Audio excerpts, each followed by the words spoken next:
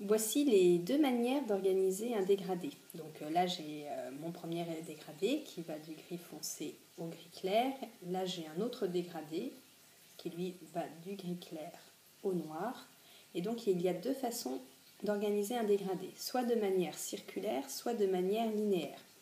Alors tout d'abord celui-ci que je vais organiser de manière circulaire. Alors on choisit la couleur que l'on va laisser au centre. On va venir ici boudiner un petit peu là, le démarrage, voilà, comme ceci.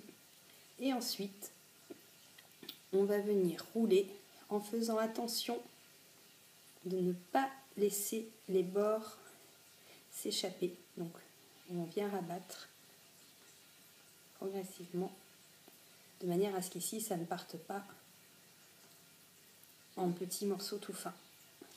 On veut à la fin avoir un petit cylindre bien compact.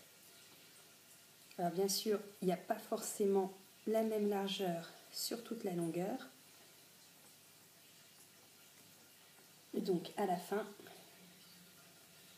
on vient équilibrer en coupant les extrémités. Voilà. Et là, donc, on a notre dégradé circulaire. Avec donc au centre une couleur et progressivement, plus on se rapproche du bord, la deuxième couleur. Donc autre technique, le dégradé linéaire.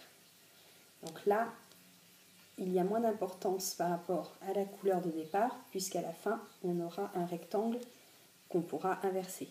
Ici, il fallait bien choisir la couleur qui allait être la couleur du centre, la couleur qui allait être la couleur du bord.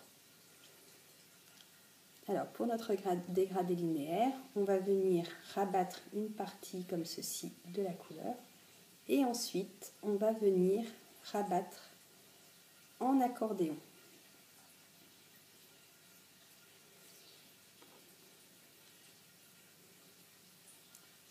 Une fois dans un sens, une fois dans l'autre.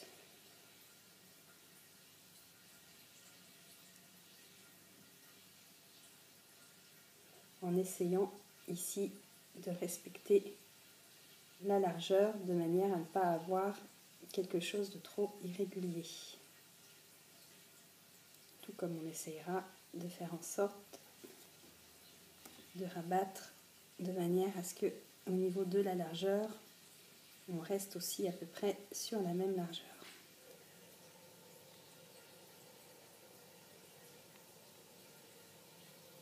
Et donc on rabat comme ceci en accordéon jusqu'au bout.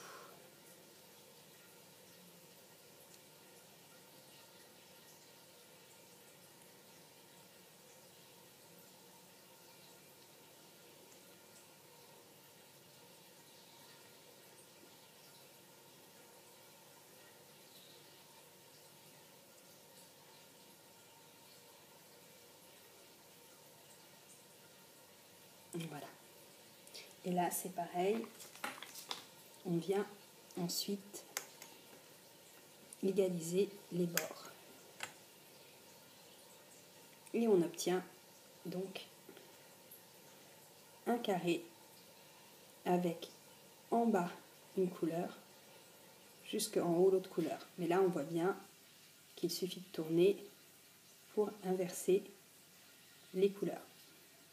Donc dans un cas, on obtient un carré, dans l'autre cas, on a un cylindre.